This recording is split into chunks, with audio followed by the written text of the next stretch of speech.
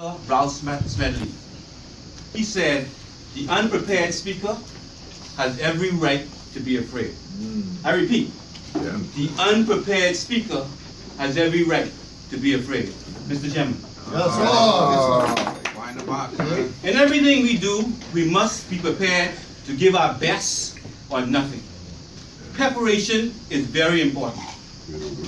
On November 26, 2016, Black Friday, I had one of the most unforgettable moments of my life. If your memory serves you correct, you would recall that it's the same remarch Black Friday. Oh, man. Fellow Toastmasters, around 6 p.m. that evening, I was driving along Bay Street in my Benz of course. Oh, what's it? And I was in back-to-back traffic. Fellow Toastmasters, traffic moved slow. As I approached the pedestrian crossing on Bay and George Street, a tourist couple crossed the street. I didn't notice it initially, but when I looked up, I was in awe. I know him, fellow Toastmasters. I saw someone who I knew. I had never met him personally, but I know him. I know him like how kids know Mickey Mouse. I know him like how Donald Trump knows alternative facts. Oh. I know him like how a 1600 man knows how to heckle. I know him. Get him. I was in back-to-back traffic for those mountains. So I couldn't jump out of the vehicle. So to greet him actually. So I slide to the next corner as I get to Market Street, and I slide and I illegally park in a spot, knowing that I wasn't going to be there long. And I proceeded to try to walk where they walk so that I could approach them. Gentlemen, I walked out of my car and began aggressively walking towards them. And I didn't plan what to say or how to greet them. I didn't plan what my approach was going to be. All I knew was that I was going to meet him, we was going to take a selfie, and we become best buddies. As you may gather by now, I am a big fan of his. Fellow Toastmasters, welcome guests, I am a big fan of his. I saw them from afar. He was wearing a black t-shirt and what appeared to be jeans pants. As I stopped as they approached, I said, Gates? He nodded his head. I said again, Mr. Gates? What? He nodded his head. Fellow Toastmasters again. I said, Bill Gates. His wife Belinda looked at him and looked at me. And he said, no. Fellow Toastmasters, I was mesmerized. I looked at him. I knew who he was. He knew who he was. She knew who he was. We know who he was.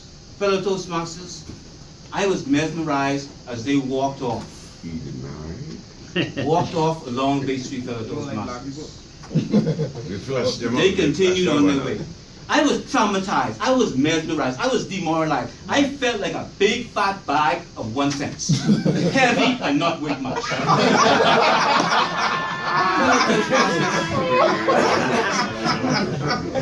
Over the preceding 48 hours, I had a lot of in-depth conversations with myself. I said that I asking myself and chastising myself, what if I had done this? What if I had done that? What could I have done? Should I have followed him and challenged his identity, and he would have had me arrested for stalking?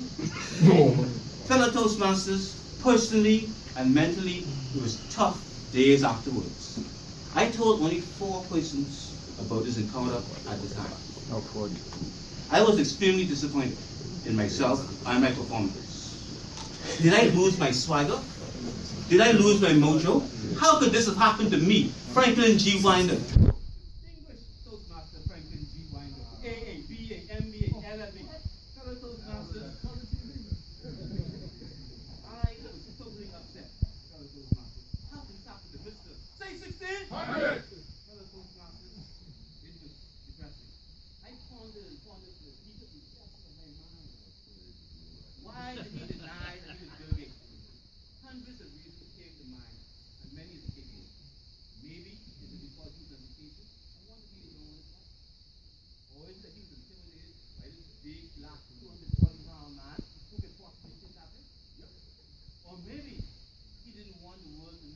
was because the 4 of us take a selfie and post it on the web.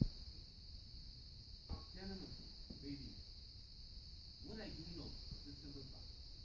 I was not fully prepared. I rushed in without rehearsing, and I was thinking of the outcome. I walked out of my car, and I should have been preparing for a yes and a no answer, and have reactions to counter whichever one he used. In fact, I should have been so smooth that he would have taken to me, or even having breakfast and he comes back. Fellow Toastmasters, welcome guests. Smedley was correct. The unprepared speaker has every right to be afraid. We must give our best or nothing in everything we do. Be prepared for every challenge you encounter, big, small, and even simple ones. Do not take anything for granted. Overconfidence and arrogance can lead us to a path of non-preparation. We sometimes think and say, I got this, when we don't. Fellow Toastmasters, do not continue to drink your own Kool-Aid. Think of all the scenarios that will happen and can happen, and mentally develop scripts and counter scenarios for them. Remember, success happens when preparation meets opportunity. Gents, I call on all of you not to be an unprepared speaker. Give your all or nothing.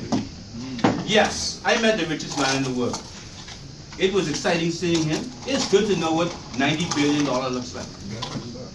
Can you count it? I am happy it happened. It didn't turn out the way I wanted it to turn out, but I learned from it. And fellow Toastmasters, I am certain, I can almost guarantee, if it's meant to be, Bill and I will meet again. Mr. Jim.